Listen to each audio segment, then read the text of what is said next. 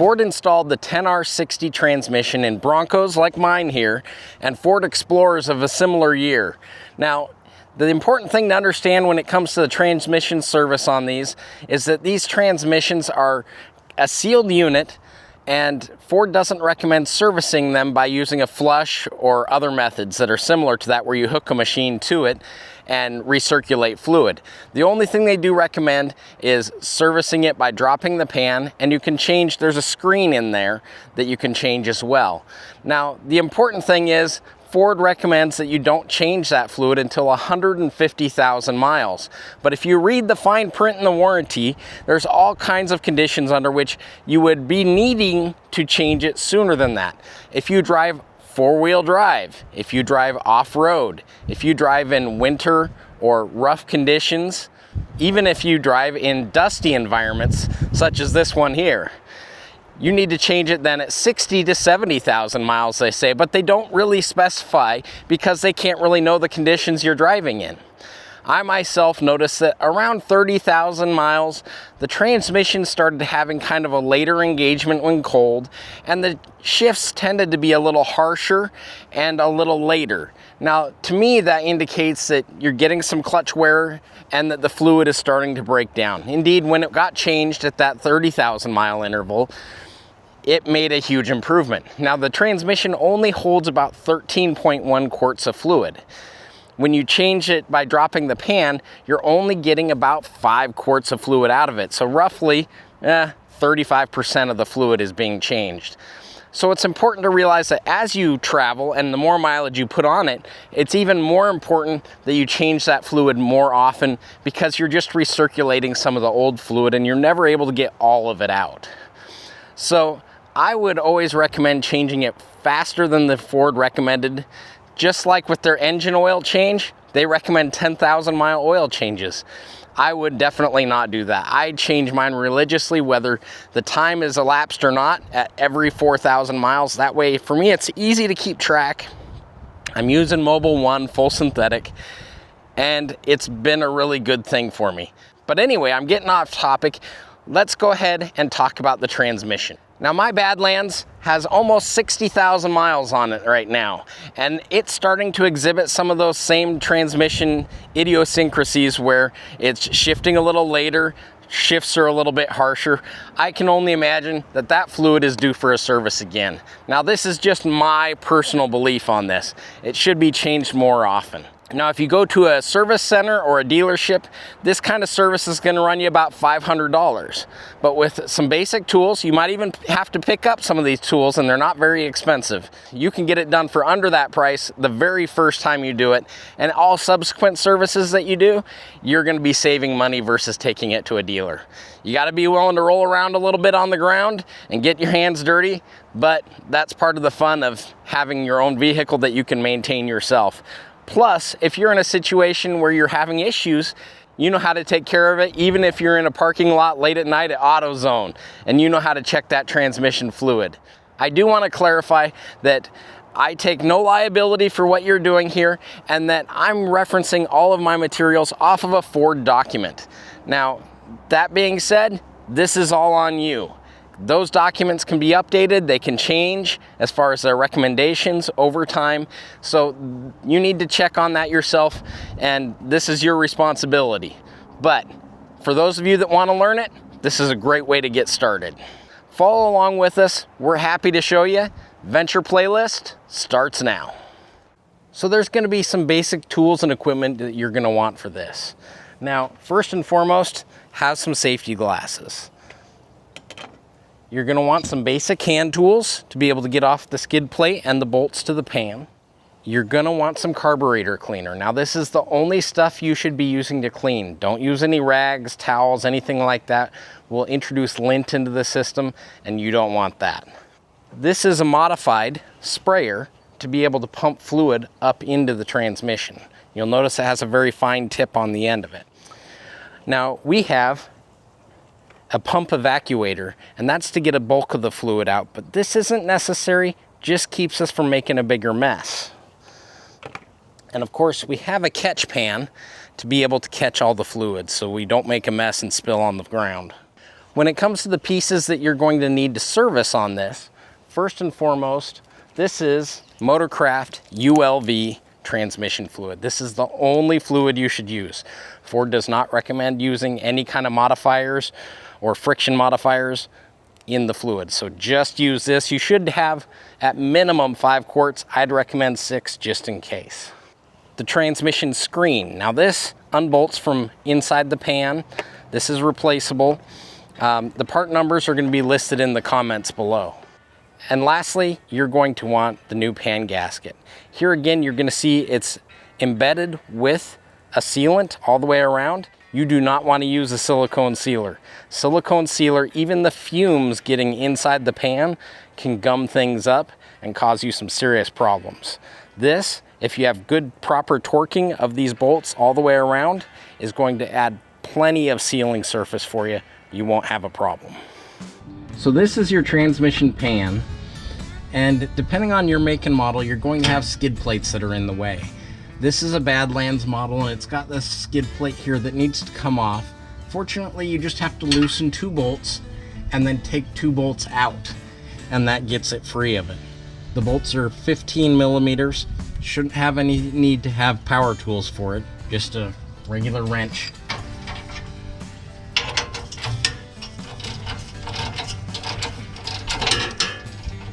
Now we have full access to the transmission pan. Now this is over on the driver's side, and as you move up past the drive shaft,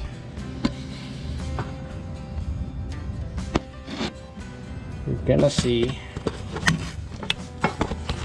this plug. Now this is the plug that covers the dipstick that goes inside the transmission. So you need to unscrew that with a 19 millimeter wrench.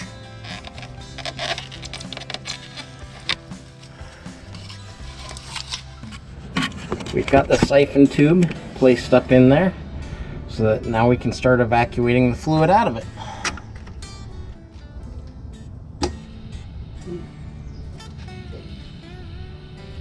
Yeah. Pulling it right into the evacuator.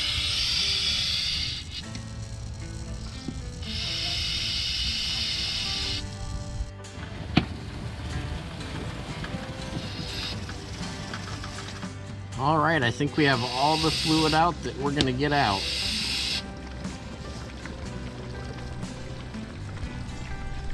Now you need to loosen all the pan bolts that go around the transmission pan.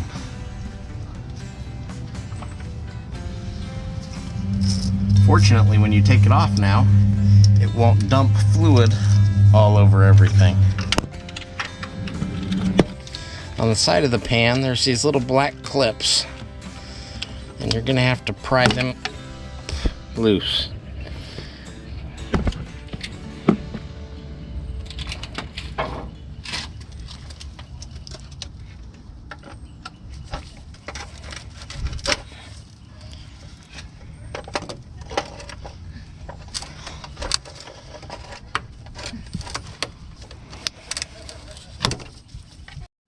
Some of these bolts are really hard to get to. You might need a combination of wrenches and sockets to get to them. You can get the pan loose, but you just can't get it out of this section. So if you have a manual anti-sway bar, you're going to have to disconnect it, which would come through here. This is the Badlands model that has the automatic hydraulic disconnect. And it's a little bulkier, but we can still lower it down just a little bit by taking these 4 bolts out. We're going to do that with an impact gun.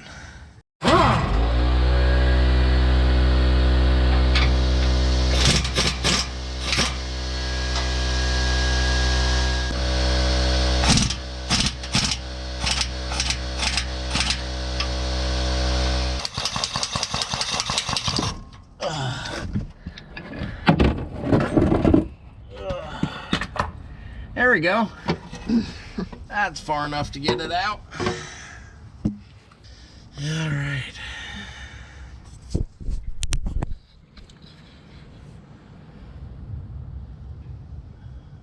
Gotta loosen up, remove this bolt and this bolt, remove the screen assembly.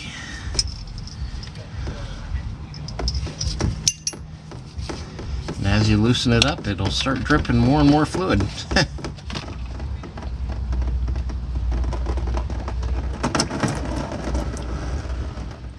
They make you reuse this seal on the filter assembly, because the new one definitely doesn't come with it.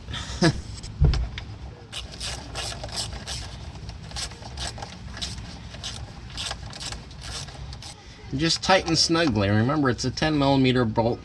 Don't twist it too hard because it's an aluminum. Now, let's take off this old gasket assembly. Let's put in the new one. Now you'll notice with the gasket assembly, there's these little pegs. Those alignment pegs go up into the body.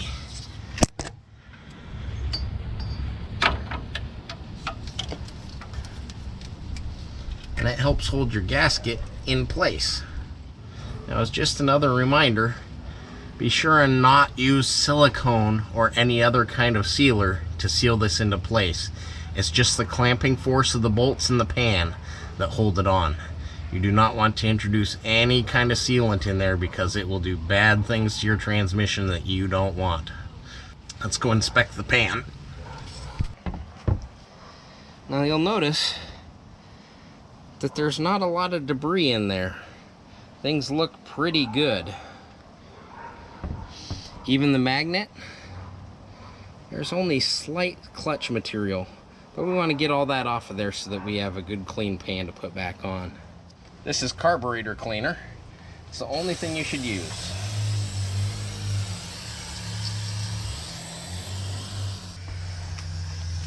After it's clean, you can use compressed air to help clear it all out.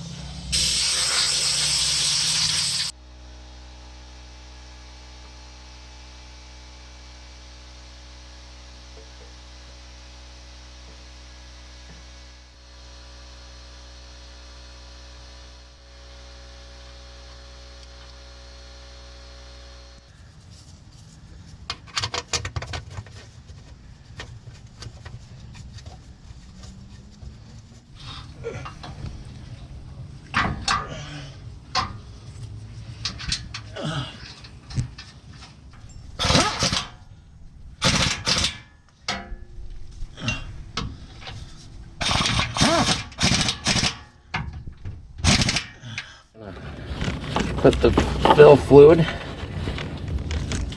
or from the fill container, put it in there.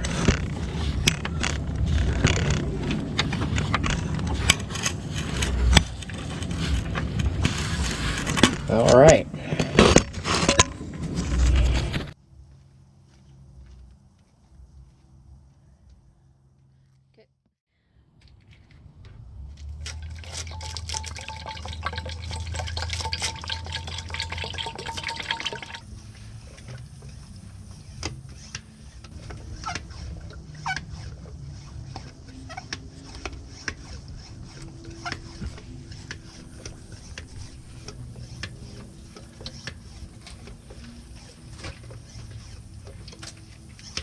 That's it.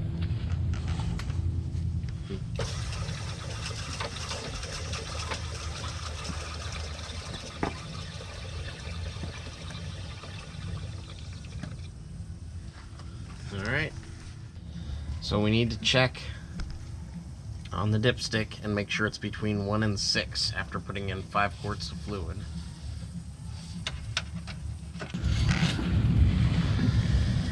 And we're at about 3. So that's a good place to be, right in the middle. So we'll put this back in there.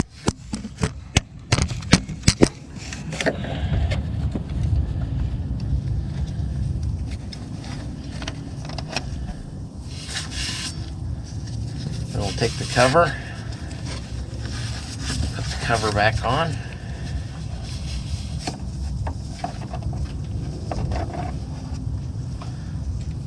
So now that we've got the cover back on and we know that the fluid level is in a good place, its range is 1 to 6 and it's right at 3, so that's perfect. We need to start it up, leave it in park, but then go through each one of the gears individually and make sure that all those chambers are able to fill up with fluid. Then we need to go out and drive it a little bit, make sure it gets up to operating temperature, and then we'll bring it back here and check the fluid level and adjust it again. The vehicle is currently level and I have the parking brake on. Now, you want to apply the brakes, we want to start it up, and then we want to shift it through each one of the gears, starting with park, but manually select each one of the gears and be able to make sure that all those fluid passages get filled with fluid before we go out and warm it up.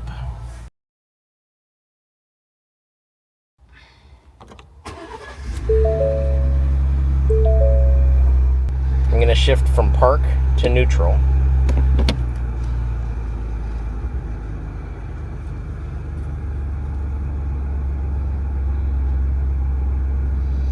And then we're going to go to drive.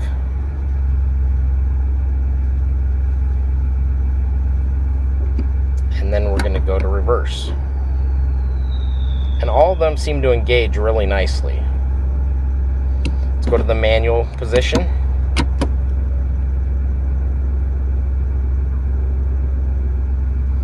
Okay, back to park. We'll disengage the parking brake.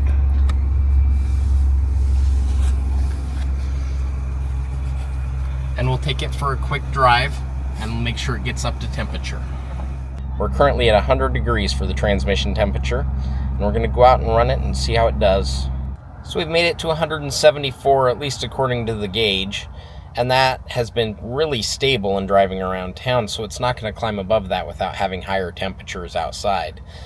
But I believe it's reached its temperature that it will start circulating, and that's really what we want out of this. Now it's time to check the fluid level.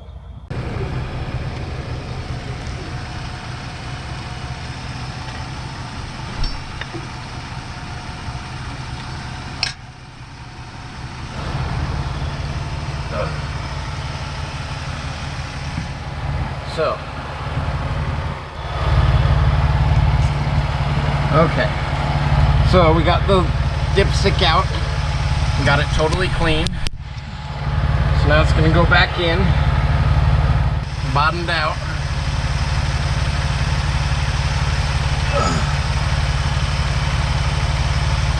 and it's at the very bottom of the dipstick, so we need to add some fluid to it.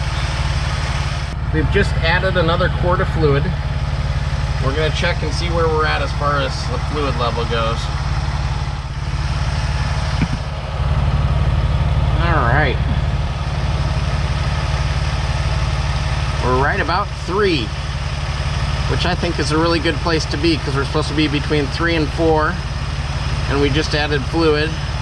So there may be a little more air in the system, but 3 is a good place to be. So I think we're going to call it good there. So we'll put this back, and then we'll put the cover back on, and we'll be good to go. Reinstall the skid plate.